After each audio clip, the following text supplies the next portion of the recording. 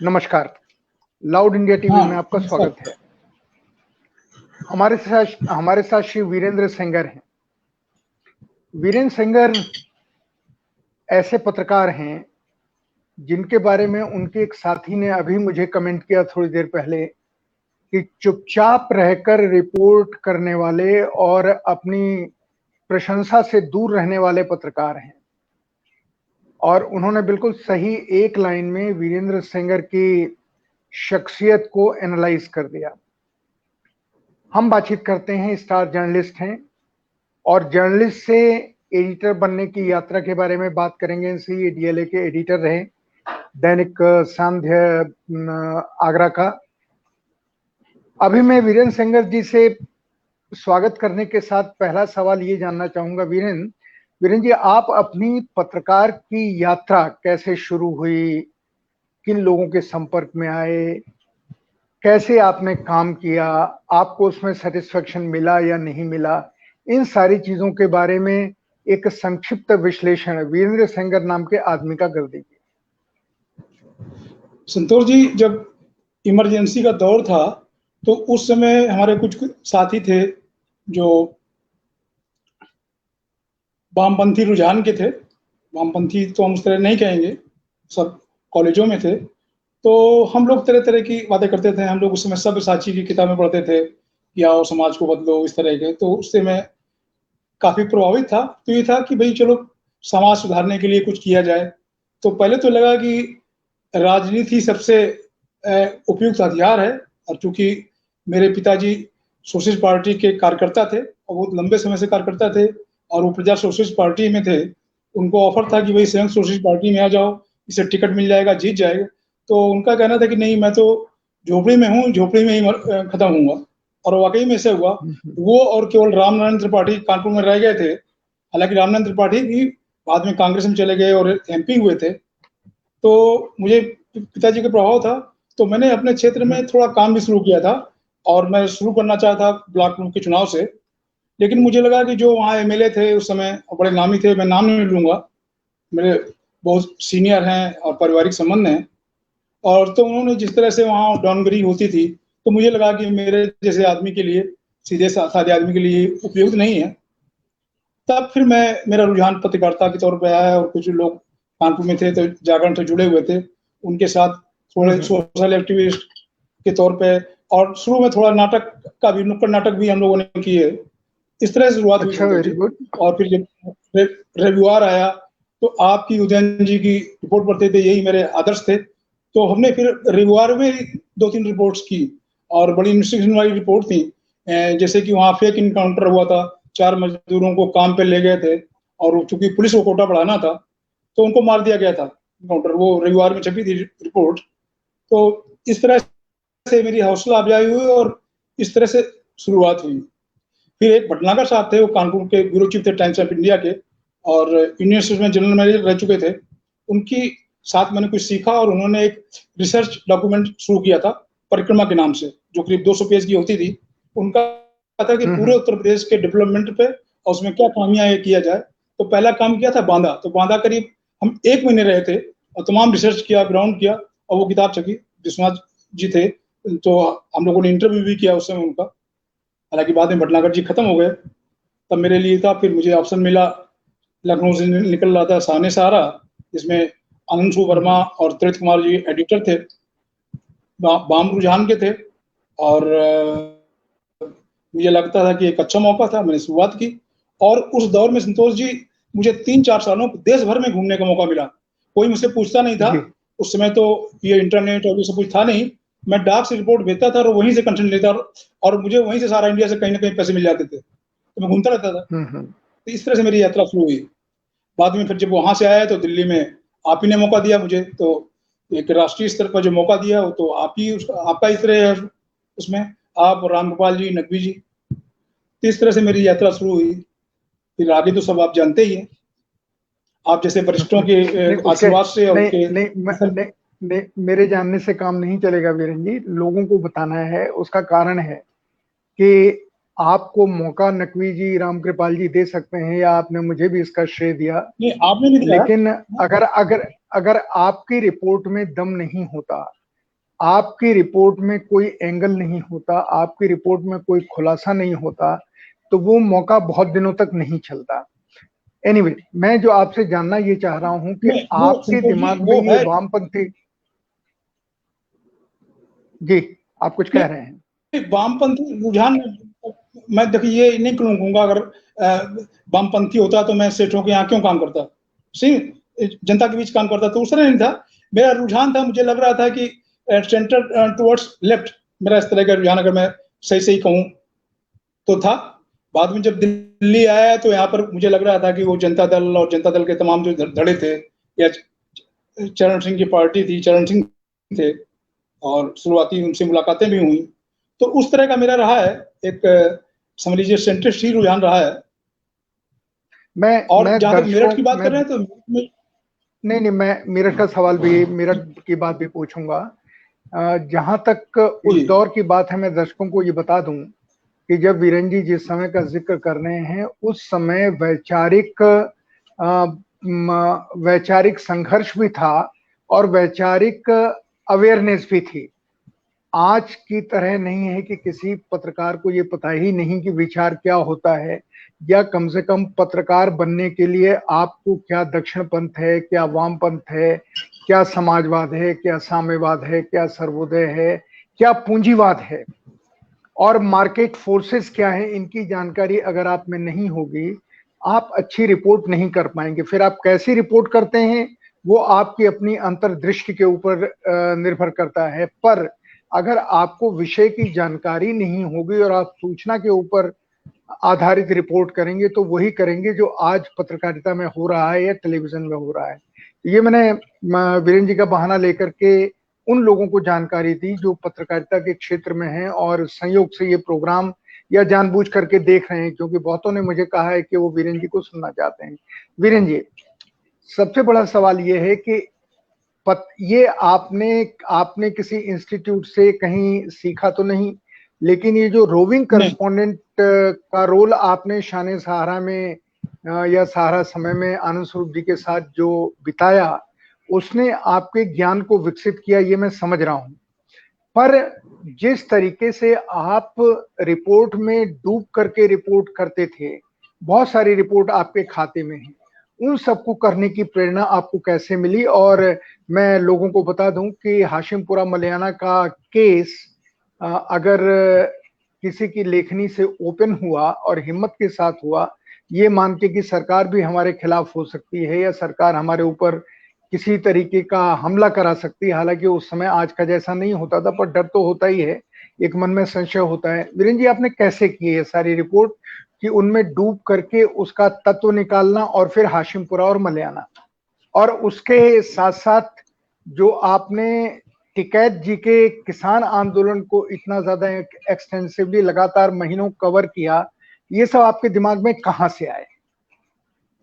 संतोष जी, पहले मैं बात मेरठ दंगों की, हाशिमपुरा की करूं तो जो सूत्रधार थे, जो सूत्र था, तो वो आपने ही मुहैया कराया था, मुझे कहने में कोई चिक नहीं है, समझिए। लेकिन वो उसमें केवल सूत्र था, वो बाकी सब इकट्ठा करना था। मैं था, जो अपने हमारे फोटोग्राफर थे अभय शर्मा, उनके पास एक टूटा लैम्ब्रेटा होता था, हम लोग उससे चलते थे, और मुझे मतलब कि नहर में हम लोग 20 किलोमीटर चले, और जगह जगह था।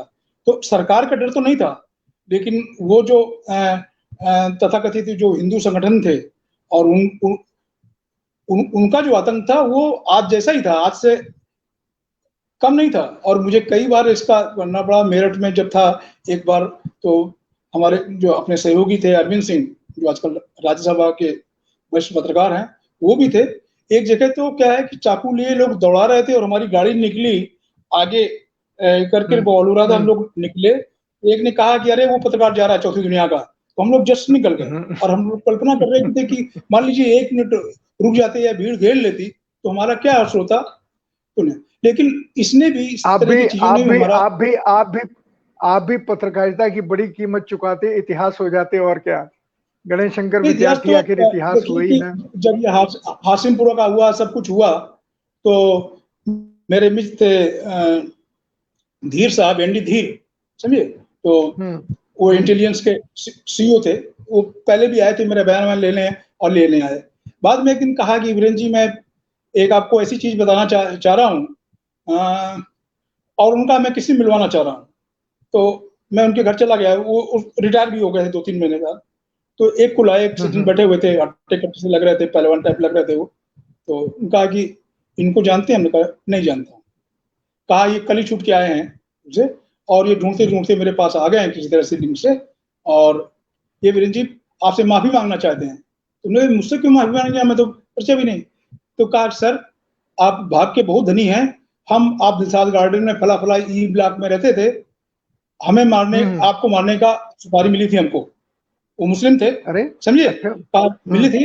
और कहा सर उस दिन आप डीटीसी में नहीं बैठे थे, तो मुझे याद है, तो उनका डीटीसी में ना आप कहीं गायब हो गए थे। कहा सर फिर हम एक दिन कहीं रुके और आपके बारे में पता किया, तो उनका रे न मरो, वो तो मुसलमानों का बड़ा इतिहासी है भाई, कौम का इतिहासी है। तो फिर मैंने कहा कि भाई अब नहीं मिला है, उसकी लगता है कि अभी मौत आई नहीं है। और कहा शायद दूसरी बार था कि मैंने वो जो है सुपारी लौटाई। कहा मैं सुपारी के पैसे नहीं वापस किए, कहा मुझे 5,000 मिले थे एडवांस, तो मैंने वो वापस नहीं किए। और बोले वो हमसे मांगता भी नहीं जिसने किया। बाद में उन्होंने नाम भी बताया, नाम बोलना यहाँ उचित नहीं होगा। तो वह तो उनका कि सर आप बहुत लकी हैं, और उसके, और उसने जबरन कहा कि मेरे धर्म में तो पैर छूना अलाउ नहीं है, तो ये किया हुआ ऐसी झुका। हमने कहा नहीं नहीं भाई ऐसा कर। कहा सर मेरा बहुत हृदय, और मैंने जब आपके बारे में जाना, फिर मैं आपकी रिपोर्ट भी पढ़ रहा हूँ, तो तब मैं संडे मेल में आ गया था। तो उन्होंने कहा कि सर मुझसे बड़ा एक पाप हो जाता, लेकिन उस चीज ने मुझे डराया नहीं। हमने कहा जीवन मौत तो हम तरह, मैं रोज चलता हूँ, कोई दुर्घटना भी होती है, लेकिन वो जरूरी चीज है कि वो मैंने अपनी वाइफ को भी वो नहीं बताया था। वो अभी उनको जानकारी मैंने किसी प्रकरण में भी लिख दिया तो मिला था। तो इस तरह की जोखिम तो रहते हैं। वो जो आज भी जोखिम है कि उस तरह की जो ये वर्ग हैं जो धर्म के नाम पे बवाल करते हैं, वो किसी को लिंच कर सकते हैं। तो मैं ये सब सिर्फ तो रहा है। दर्शकों जहां को तक एक, आपने, हाँ मैं दर्शकों को एक ही चीज बता दूं कि जिस सहजता से वीरेंद्र जी ने ये घटना बताई, आप अगर कल्पना करेंगे तो आप आज भी सिहर जाएंगे कि किसी को ये पता चले कि उसको मारने के लिए किस तरीके का प्लॉट रचा जा रहा था या रचा जा सकता है। वीरेंद्र जी, मैं आपसे वो जो मुख्य कहानी है किसान वाली पे बाद में आऊंगा, लेकिन ये हाशिमपुरा मलयाना वाली, जो गंग नहर वाली थी कि जिसकी हेडिंग हम लोगों ने दी थी, लाइन में खड़ा किया, गोली मारी और लाशें बहा दी, ये रिपोर्ट आपने कैसे की? देखिए जब वो खबर मिली तो सबसे पहले हम लोग तो मोहन नगर गए। तो मोहन नगर में क्या किया था, वो पुलिस ने ही लगा रखा था किसी तरह से तोड़ के, चूंकि मोहन नगर अस्पताल से हमारे परिचित थे। हम पटेल नगर में पास में रहते थे, गाजियाबाद में, तो हमारे लिए मुश्किल नहीं था।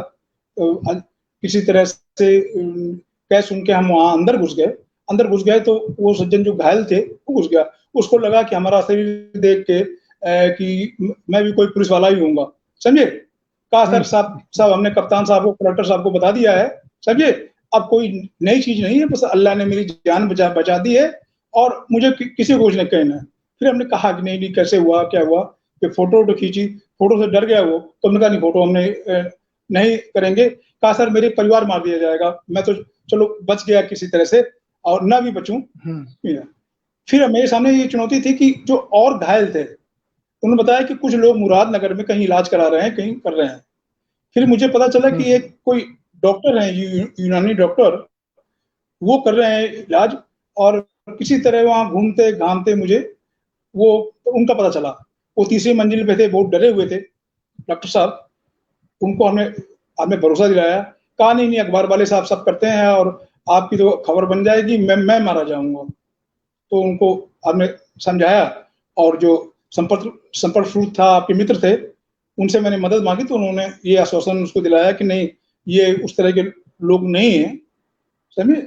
तो फिर उन्होंने बताया, पूरा यही बताया कि किस तरह से वहां पे गांव के से लोगों को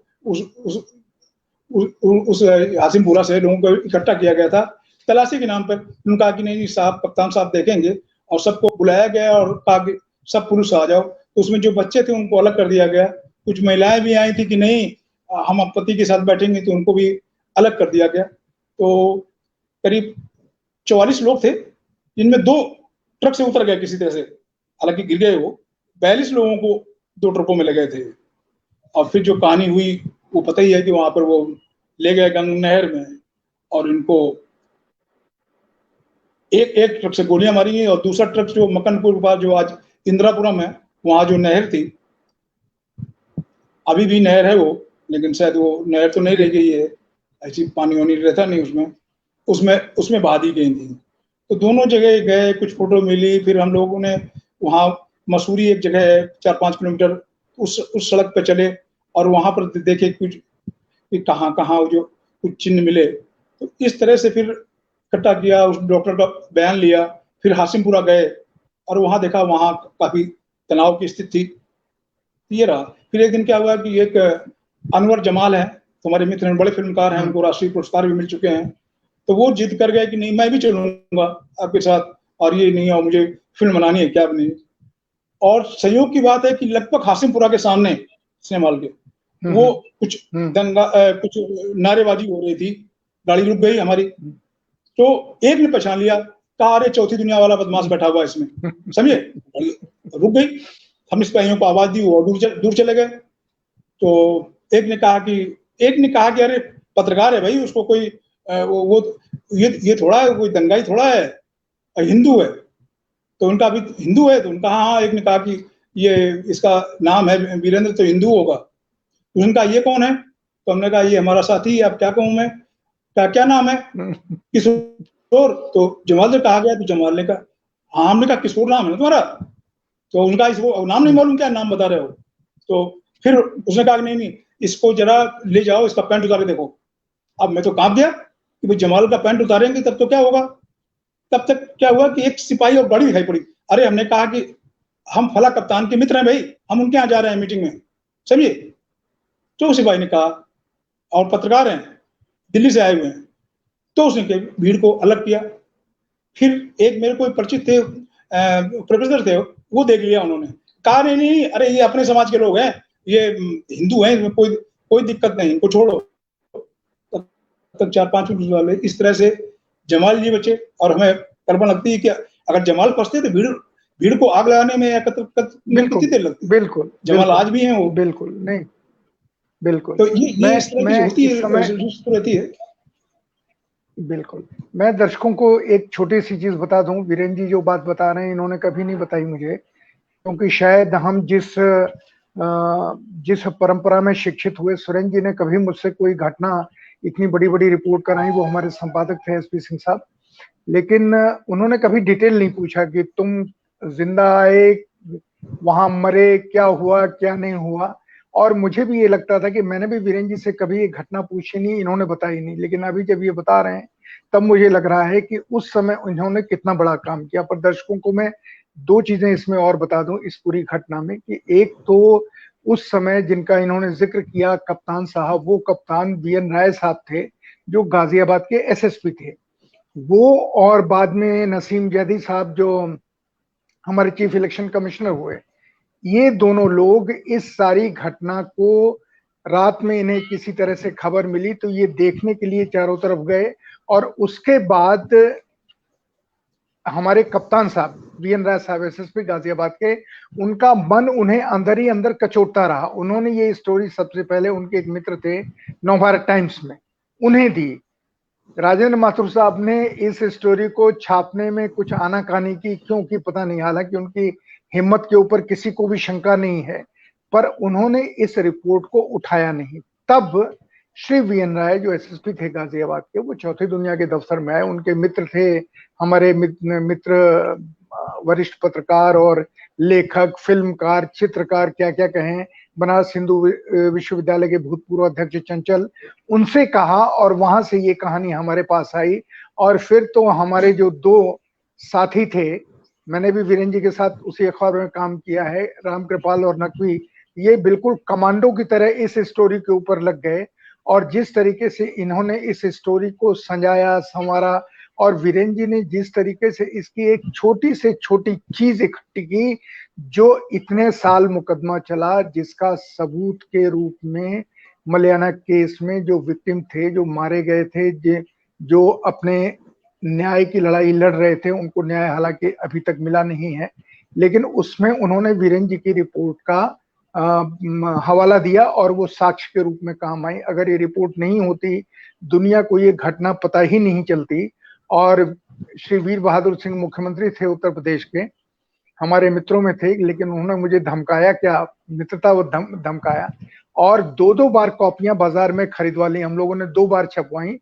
मैं इसलिए ये सब आपको बता रहा हूं कि अगर आपके पास एक छोटा सा सूत्र हो, क्योंकि वीरेन जी के पास एक सूत्र के अलावा और कुछ नहीं था। उसके बाद इन्होंने दौड़ के, भाग करके, रामकृपाल नकवी की सलाह के ऊपर जो जो चीजें इकट्ठी की, वो ये ऐतिहासिक रिपोर्ट है जो आज तक हर जगह याद की जाती है। वीरेन जी, इस रिपोर्ट के अलावा मैं आपसे अभी जानना चाह रहा हूं कि आपने, ये रिपोर्ट तो हो गई है, और पत्रकार के जीवन में जो चीज हो जाता है वो इतिहास हो जाता है, लेकिन आपने हर रिपोर्ट को जिस तन्मयता से और जिस तरीके से, एक तरीके से आपने फॉलोअप रिपोर्ट का एक उस समय इतिहास बनाया था, किसानों के ऊपर जो रिपोर्ट की थी, उसके बारे में कुछ बताएंगे सबको?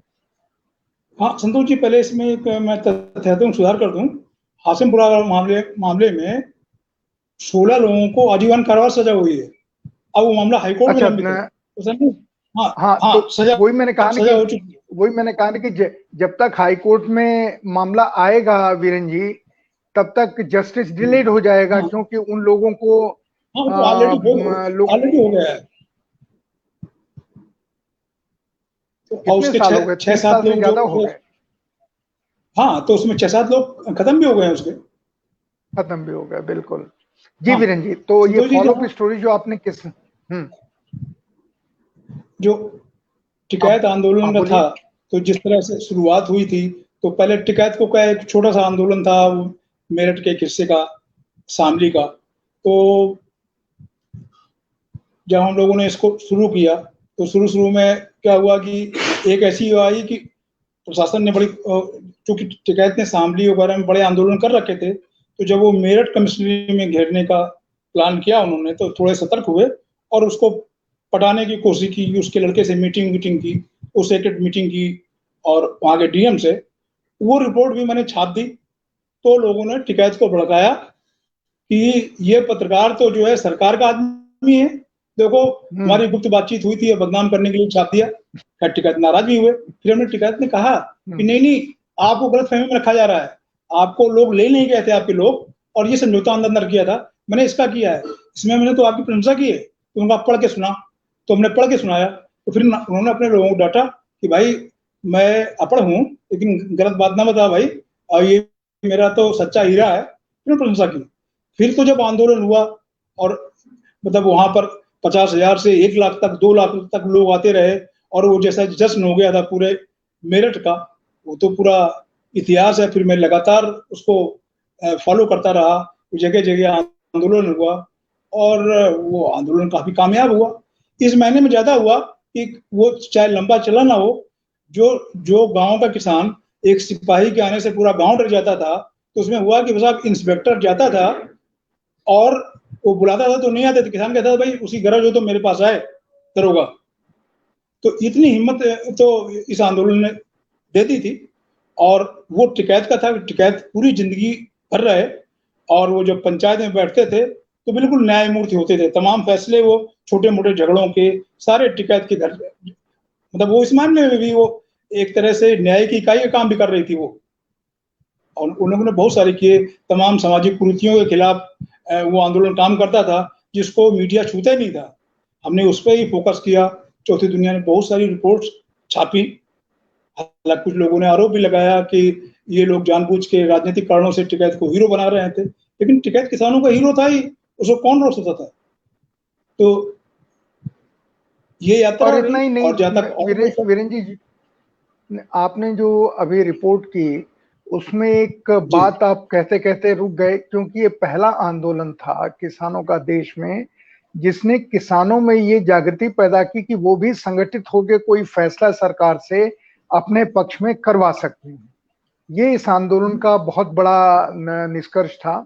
और सबसे बड़ी चीज कि आपने जो फॉलोअप रिपोर्ट्स की, जो हिंदी पत्रकारिता में लगभग समाप्त हो गई हैं, आज तो बिल्कुल ही नहीं होती हैं, उस समय भी कमी होती थी, पर आपने फॉलोअप रिपोर्ट्स का एक सीरीज की, जिसके लिए आप हमेशा जाने जाएंगे। अब मुझे ये बताइए, इन दोनों रिपोर्ट्स के अलावा आपने और कौन कौन सी ऐसी रिपोर्ट्स थी जो आपको याद है, चाहे वो चौथी दुनिया हो या दूसरे अखबार हो? संतोष जी, मैं बहुत सारी रिपोर्ट की। संडे मैन में लंबे दौर पर रहा, वहाँ नंदन जी एडिटर थे, ये दीप जी एडिटर थे। इन लोगों ने मुझे बड़ा फुल छूट दी, और मैं बाहर की रिपोर्ट्स लगभग काफी रिपोर्ट्स मैं ही करता था। वहां पर हुआ कि मुझे याद है कि मेरठ जिले में ही मवाना के पास एक हस्तिनापुर जगह है। तो हस्तिनापुर में क्या हुआ था कि हस्तिनापुर में वो एक इलाका बहुत हरा भरा हंसा है। तो वहां पर जो पूर्व सैनिक अफसर हैं, जो ब्रिगेडियर कर्नल, और इन लोगों ने एक अपनी डिफेंस कॉलोनी वहां बना रखी, बहुत ही प्यारी सी है, बंगले बनाए हैं और बड़ी सी कॉटेज बनाई हुई है। तो चूंकि डिफेंस का माहौल होता है, बहुत सेकुलर किस्म का होता है, तो वहां रहते हैं, तो उन्होंने अपना खेलने के मैदान सब बनाए हुए थे। तो वहां एक कर्नल साहब थे,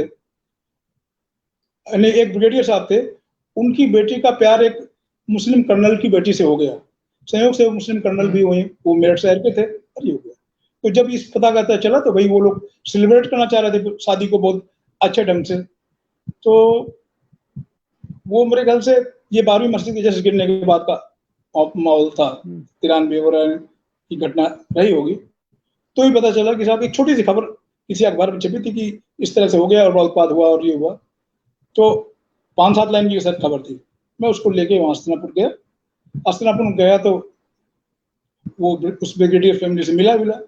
वो लोग डरे हुए थे बहुत, और वहां पर वो सामियाना वगैरह लगा हुआ था जो उखड़ा हुआ और टूटा हुआ था। तो उन्होंने बताया कि भाई ऐसा था कि हम लोग शादी सेलिब्रेट कर रहे थे, तो यहाँ पर वो एकदम 400-500 साधु हरिद्वार से लाए गए, कहाँ से लाए गए वो, और उन्होंने खूब गोबर कीचड़ हमारे घरों में फेंका। का तोड़ फोड़ नहीं की उन्होंने, गोबर कीचड़ बेचा और खूब गाली गलौज किया, और यहाँ पर वो गांजा चरस पीते थे और जय श्री राम के नारे लगाते थे। फिर मैं उस फैमिली में मिला। वो फैमिली मुस्लिम बहुत डरी हुई थी। उनका कि सर लगता है मेरठ में इसी वजह से दंगे हो जाए कि मैंने लड़के को बाहर कर दिया है। लेकिन उस समय वहां एक मेरठ के एमपी थे, मंजूर अहमद।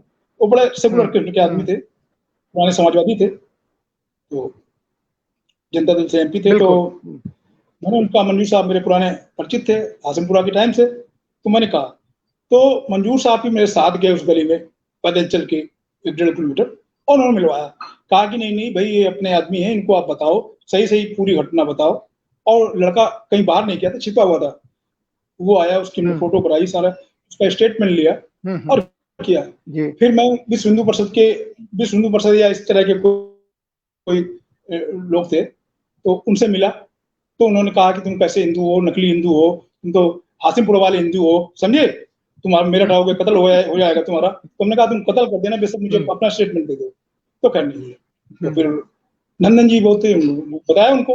तो उन्होंने, मुझे याद है कि आज भी की छापा था, पूरी जो 8 कॉलम में हेडिंग थी, 1 पेज की रिपोर्ट छपी थी, वो तमाम उसके आयाम देते हुए कि हस्तिनापुर में फिर लौटे दुर्योधन। समझे। अब वो पूरी स्टोरी, अब वो मैं तब पटेल नगर रहता था, मेरी वाइफ गवर्नमेंट अफसर थी, तो वो मकान मिला हुआ था। तो मुझे मेरे वही धीर जो सीईओ थे इंटेलिजेंस के, उन्होंने बताया कि वीरेंद्र जी आपके यहाँ भी सिंधु परिषद वाले आंदोलन करने आ रहे हैं। तो हमने कहा भाई मेरे यहाँ क्यों आ रहे हैं? आ रहे हैं वो ढूंढ के, यार वो 100-200 लोग हैं, वो गंद करेंगे और शायद कीचड़ फेंकेंगे, कुछ करेंगे। तो हमने कहा वो करेंगे तो फिर आपकी जिम्मेदारी है। खैर उन्होंने समझा बुझा के उनको लौटा दिया, और उनका कि वो तो संडे मेल चले गए। संडे मेल चूंकि 2-3 साल में 2-3 दफ्तर बदल चुका था, इसलिए वो कनॉट प्लेस में आ गए, वहां से दफ्तर और कहीं चला गया था। तो खैर इस तरह नहीं हुए। तो इस तरह की चीजें तो रहती हैं। तो एक इंडिविजुअल पत्रकार के लिए तो मुश्किल तो होती है कि मान लीजिए वो 100-200 पत्रकार आ जाते, घर जला देते या कुछ भी कर देते वो। तो इस तरह के जो आज खतरे दिखाई पड़ रहे हैं, शुरुआत तो इनकी उस समय भी हो गई थी। वीरेंद्र जी, आप डीएलए में कैसे पहुंचे? और आप, और 1 मिनट, आप डीएलए जी, मैंने इस घटना के बारे में अटल जी को बताया। अटल जी से सहज मुलाकात होती हो जाती थी उस दौर में, समझिए। तो उन्होंने कहा आडवाणी जी से, कहा कि जब दफ्तर में तो सिक्योरिटी वोटी थोड़ी, कहा वीरेंद्र जी आडवाणी जी को बताओ। हमने कहा सर नहीं, वो बताऊंगा, वो थोड़ी सी, अरे कहा नहीं आप बताओ तो मैं बताता हूँ। वो चले गए और मैंने देखा कि आडवाणी जी कमरे में, वो आ गए, कहा कि आडवाणी जी भाई अपने भूतों को रोको, समझिए। ये सब क्या कर रहे हैं, ये भले आदमी को मतलब इस तरह करेंगे कि वो जो है कलम का मुकाबला हथौड़े से करेंगे, तलवार से करेंगे। तो इस तरह के लोग थे। और मुझे हुई कि उनकी वजह से वो डांट पड़ी और वो मेरठ के तथाकथित हिंदू नेता मुझसे माफी भी मांगने आए थे ठंडे मेल के दफ्तर में। तो वो दौर था। अब मैं डीएलए का जिक्र करना चाहूंगा जी। इसलिए करना चाहूंगा कि डीएलए का 2 अनुभव आपके पास हैं। आपने एंजॉय पत्रकार रहते हुए किया या आपने एंजॉय डीएलए के संपादक रहते हुए किया, और डीएलए में पहुंचे कैसे? देखिए पहले संपादक तो मैं टोटल टीवी का हुआ था, 1 साल करीब वहां पर रहा। तो टोटल टीवी मुझे मजा नहीं आया। मुझे लग रहा था कि मैं पत्रकारिता के अलावा सब कुछ करता हूँ कि यूनिट पहुंची नहीं पहुंची, कैमरामैन आया कि नहीं आया, कार वाला आया कि नहीं आया, तो मैनेजमेंट तो वो उसमें तो हालांकि मैंने काफी रिपोर्ट्स कराई, अच्छी कराई, और लोग नए बच्चे थे तो बड़े उत्साह से करते थे, लेकिन मुझे बहुत मजा नहीं आया क्योंकि मैं उसमें खाली व्यवस्थापक था एक तरह से लगा। लेकिन जब मैं डीएलए में आया तो डीएलए में मेरी संवाददाता की भूमिका भी थी। मैं उसमें एक रिपोर्ट, 1-2 रिपोर्ट खुद करता था। मतलब दिन में मैं जाके उसको एक पॉलिटिकल एनालिसिस मैं करता था।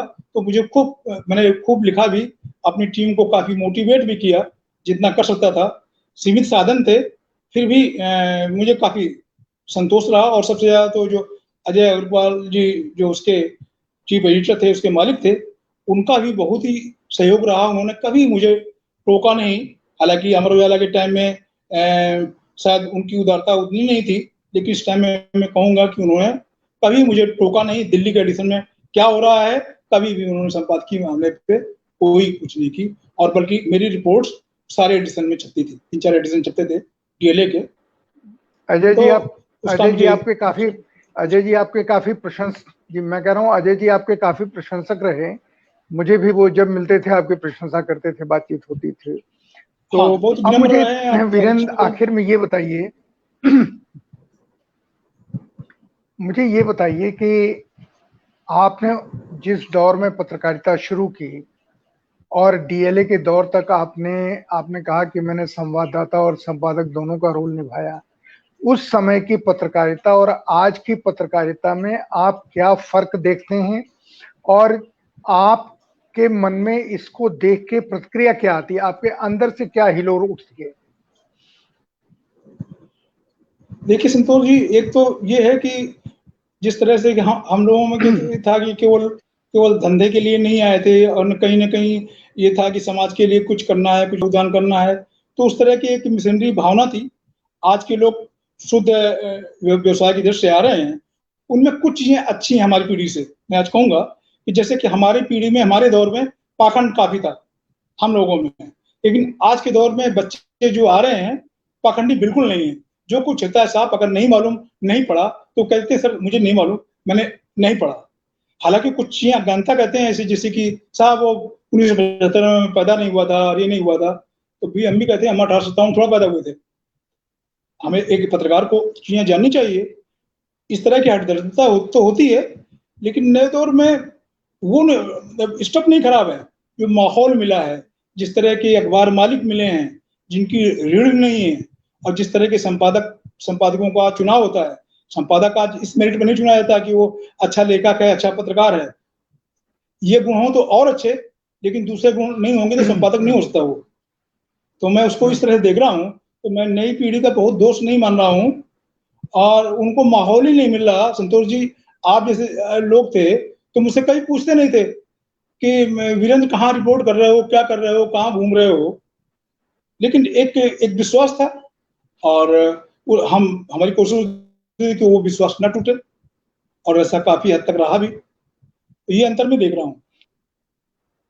लेकिन वीरेंद्र जी, और जिस इस समय तरीके से तकनीक का आज, बड़ा सपोर्ट है। इस लेकिन समय तकनीक का आज भी बहुत जिस सपोर्ट है तरह, जो आसान थे। जी। बिल्कुल, मैं ये पूछ रहा हूँ कि जिस तरह आज टेलीविजन ने पूरी पत्रकारिता को ओवरलैप कर लिया है, आच्छादित कर लिया है और वो पूरी पत्रकारिता को दिशा दे रहे हैं। कुछ लोग हैं जो अभी भी बचे हुए हैं, जिनमें मैं एन राम या राजकमल झा को देखता हूँ। पर मेरा ये मतलब मेरा सिर्फ ये जानना है, आपको कैसा लगता है? आप जब अपने दोस्तों में बैठते होंगे, जहाँ भी जाते हो, संतोष प्रेस जी, क्लब में जाते हो जी, या जी, किसी मैं या आप अपनी बात को एक छोटी सी घटना हाँ के जी। जरिए बताना चाहता हूँ। जब जाड़ों में पिछले जाड़ों में सीए का आंदोलन चल रहा था, तो उस समय मैं उत्तराखंड में था। तो उत्तराखंड के एक जिले में मैं गया। तो जिले का नाम मैं इसलिए नहीं ले रहा हूँ कि वो एक बड़े पद पे हमारे मित्र थे, उन्होंने मेरी हेल्प की थी, उनका नुकसान हो जाए, सर थोड़ा हो भी गया है। कुछ लोग आंदोलन कर रहे थे, उसमें जाड़े बर्फ पड़ रही थी और 50 महिलाएं और सब लोग बैठे हुए थे और वो लोग सीए के खिलाफ आंदोलन कर रहे थे। और वही जो एडीएम साहब थे उनकी मदद करते थे, रात में उनके लिए कपड़े और ये सब कुछ था। रिपोर्ट हो गई थी सीएम को भी, तो डरे हुए थे। हम गए तो हमने उन महिलाओं से पूछा कि तुम लोग यहाँ पर क्या कर रहे हो? तो पहले तो उन लोगों ने थोड़ा हिचक किया, कहा कि पत्रकार तो दलाल होते हैं, दिल्ली वाले सब पत्रकार तो बिके हुए हैं। तो एक ने कहा ये अंकल आए हैं, ये भी बिके होते हैं। तो अब मैंने सुना उसको, मैंने उसको अनसुना सा किया। तो एक महिला जो जानने वाली थी और दिल्ली आती आती हैं, उनका नहीं, ये वीरेन जी बड़े सीनियर जर्नलिस्ट हैं, ये उस तरह के बिके होने वाले में नहीं है। तो मैंने फिर बीच में आया, हमने कहा नहीं, आपकी शंका सही है, समझिए।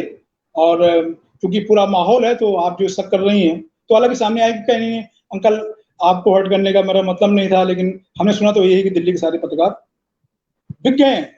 उस दिन मुझे बहुत शर्म आई कि आज की टाइम में मीडिया की हालत क्या हुई। वो मैंने पोस्ट भी लिखी थी फेसबुक पे, तो कुछ लोगों को अच्छा लगा, कुछ लोगों को बुरा लगा। लेकिन हकीकत ये है, कई बार संतोष जी बाहर इंटीरियर में जाओ तो शर्म आती है, कहते हैं पत्रकार। तो और मैं ये गुजरात, ये इस चुनाव में जो राजस्थान का चुनाव हुआ था विधानसभा में, इसमें कहीं गया था, एक फ्रीलांस असाइनमेंट था जोधपुर में। तो मुझसे एक जगह पूछा गया कि किस पार्टी के पत्रकार हो? तो हमने कहा नहीं, पार्टी के पत्रकार नहीं पढ़। हाँ, यहाँ तो सब पार्टी के पत्रकार होते हैं, समझिए। तो दिल्ली तो वो हैरान थे कि भाई किसी पार्टी के नहीं, पार्टीलेस पत्रकार, ये तो सुना नहीं। तो हमने उनको समझाया। तो आप, ये मैं हैरान था कि मतलब कॉमन ये हो गया है कि मतलब वो पार्टी का नहीं है तो पत्रकार कैसे है? तो आज ये हालत हम लोगों ने बना रखी है पत्रकारिता की। संतोष जी, कई बार तो मुझे शर्म आती है और बहुत अपराध बहुत सा होता है कि कहाँ इस पत्रकारिता के धंधे में आ गए थे। और वो सब आप लोगों का ये था कि आप लोगों की प्रेरणा की वजह से, आप लोगों की वजह से मैं आ गया, नहीं तो मैं अच्छा खासा वकालत पढ़ रहा था, वकील होता। नहीं, तब हम लोग बहुत सारी रिपोर्ट से वंचित हो जाते हैं। ये बताइए वीरेन जी कि जो टेलीविजन ने जिस तरीके से ओवरलैप किया है सारी न्यूज को, इसके बारे में आपका क्या कहना है आज जब हम और आप बात कर रहे हैं? संतोष जी, मुझे लग रहा है कि उसके लिए वो पत्रकार और संवाददाता जिम्मेदार नहीं है। मैंने तमाम लोगों से बात होती है, ये कलीग रहे हैं या टोटल टीवी में मेरे ट्रेनिंग थे, आज वो बहुत जगह पे हैं, तो उनका दर्द है। वो क्या कर सकते हैं भाई, जब संपादक है और मालिक है, उसका दबाव ये है। फिर उसमें क्या हो रहा है कि अब चूंकि इंक्रीमेंट बढ़ाना है और सब जाना, तो बढ़ चढ़ के भी वही वही जो फूहड़ पत्रकारिता है वो कर रहे हैं। लेकिन ज्यादातर लोग मन से नहीं कर रहे हैं। ये मैं आज भी कह सकता हूँ कि उनमें ज्यादातर लोग मन से नहीं कर रहे हैं वो। और वो लोग ये जान रहे हैं कि ये गैर इंसाफी है और ये कर रहे हैं, लेकिन बस वो है कि नौकरी है, घर चलाना है और आगे बढ़ना है, इस दौर में कर रहे हैं वो। बहुत सारे लोग हैं जो इस पीड़ा आपके से जो गुजर रहे हैं। बिल्कुल, आपके जो पुराने साथी जब आपसे मिलते होंगे, चाहे उन्होंने कहीं भी आपके साथ काम किया हो या मान लीजिए काम न भी किया हो, लेकिन जो पत्रकारिता का मर्म समझते हैं, वो लोग जब मिलते हैं तो उनके मन की कौन सी जिसको कहते हैं, उनके मन का कौन सा दर्द आपको परेशान करता है? यही पड़ता है कि भाई मजबूरी है, घर चलाना है। हालांकि उनमें कुछ ऐसे भी लोग हैं जो कहते हैं कि वीरेन जी अच्छे आदमी तो हैं, लेकिन कभी प्रैक्टिकल नहीं रहे। तो लेकिन प्रैक्टिकल न रहने का मुझे आज तक समझ नहीं पाया कि प्रैक्टिकल क्या होता है। बहुत सारे मेरे शुभचिंतक हैं, वो कहते हैं वीरेन जी अच्छे आदमी तो हैं, अच्छे पत्रकार भी हैं, लेकिन प्रैक्टिकल कभी नहीं रह पाए, इसलिए जितना आगे जाना चाहिए नहीं नहीं गए। हमने कहा भाई मुझे तो इतना भी उम्मीद नहीं थी कि मैं इतना जाऊंगा। यही मिल गई तो यही ईश्वर की और जो हमारे वरिष्ठ हैं जिन्होंने सिखाया उनकी अनुकंपा है, मिला। लेकिन अब लोग कहते हैं कि प्रैक्टिकल, मैं इस गुत्थी को नहीं समझ पाया कि वीरेंद्र सेंगर अच्छे तो हैं लेकिन प्रैक्टिकल नहीं है। तो वीरेंद्र जी, आखिर में एक विश्लेषण कीजिए कि भविष्य में क्या होने वाला है। देखिए, भविष्य में मैं ना उम्मीद तो नहीं हूँ संतोष जी, कि बहुत सारे इमरजेंसी था, इमरजेंसी में कॉलेज में थे या सारी चीजें हो रही थी, तो लगे नहीं रहा था कि मतलब ये कि हम तो छोटे से कस्बे में थे, वहां तो इक्का तांगा से चलते थे गांव जाने के लिए। इक्का तांगा वाले भी मतलब इस तरह के कहानी चलते थे कि अरे एक आदमी ने जो है रास्ते में इंदिरा गांधी को गाली दे दी तो पुलिस वाले पूरे परिवार को उठा ले गए, और तमाम तरह की नसबंदी को लेकर तमाम झूठी कहानियां जो हमारे ये जो बिल्कुल नारंगीपुर के लोग हैं जो लफाजी और अफवाह फैलाने में माहिर हैं, वो लोग तरह तरह की अफवाहें फैलाते थे। तो उस तरह की चीजें हैं, तो मुझे नहीं लग रहा है, मुझे लग रहा है कि ये दौर भी आएगा। और जब भी अहंकारी कोई सत्ता आती है, जैसे इंदिरा गांधी का दौर हम लोगों ने देखा, कभी नहीं लगता था कि इंदिरा गांधी का दौर जाएगा। जाते जाते क्या हुआ कि इंदिरा गांधी खुद हार गई थी। तो मुझे लग रहा है कि हर अहंकार का अंत होता है, और ये जो अतिवाद चल रहा है इसका अंत तो बहुत दूर दिखाई भी नहीं पड़ता मुझे। तो मैं तो अच्छी उम्मीदें रखा हूँ मीडिया के और देश के दिन वाकई में अच्छे आएंगे, और ये जनता लाएगी, कोई नेता नहीं लाएगा, जनता लाएगी। आपने वीरेंद्र सेंगर जी को सुना इस प्रोग्राम में, और इससे आप समझे होंगे कि हम इनके एक साथी ने मुझे जो पोस्ट लिखी थी, जो कादम्बनी के अब तक संपादक रहे राजीव कटारा जी, जिन्होंने लिखा कि वीरेंद्र सेंगर बहुत सारी चीजों से, प्रशंसा से या प्रशंसा प्राप्त करने की इच्छा से अलग रहे, वो उनका आकलन कितना सही है। उन्होंने ये भी लिखा कि मैंने भी कई रिपोर्ट वीरेंद्र जी के साथ की, और राजीव कटारा हम भी चौथी दुनिया में ही आए थे, वो देश के बड़े संपादक बने, कादम्बनी उन्होंने चलाई हिंदुस्तान टाइम्स ग्रुप में। उनकी ये पोस्ट थी आज। कई लोगों ने मुझे फोन करके कहा, लेकिन मुझे लग रहा है कि लोगों के मन की वो चीजें शांत नहीं हुई होंगी जो वो वीरेंद्र जी के मुंह से उनके व्यक्तित्व के उन हिस्सों को सुनना चाहते थे, जिन हिस्सों ने या जिन चीजों ने वीरेंद्र जी को वीरेंद्र सेंगर बनाया। बहरहाल, ये वीरेंद्र जी की मॉडेस्टी है कि उन्होंने अपने बारे में बहुत नहीं कहा, रिपोर्ट्स के बारे में कहा। वीरेंद्र जी, आपको बहुत बहुत धन्यवाद। और मैं आपकी इस आशा के साथ अपने को जोड़ता हूं कि दौर बदलेगा और लोग इसको बदलेंगे, और सही पत्रकारिता के दिन फिर आएंगे, सही पत्रकारिता के सही दिन फिर से आएंगे। आपको बहुत बहुत धन्यवाद। आज का प्रोग्राम समाप्त करते हैं। और दर्शकों, आपने देखा वीरेंद्र सेंगर को, पत्रकार ऐसा ही होता है जो अपनी इच्छा से रिपोर्ट तय करता है और छोटी रिपोर्ट को बड़ा बनाता है, क्योंकि वो उसमें भविष्य के बीज देख लेता है। नमस्कार।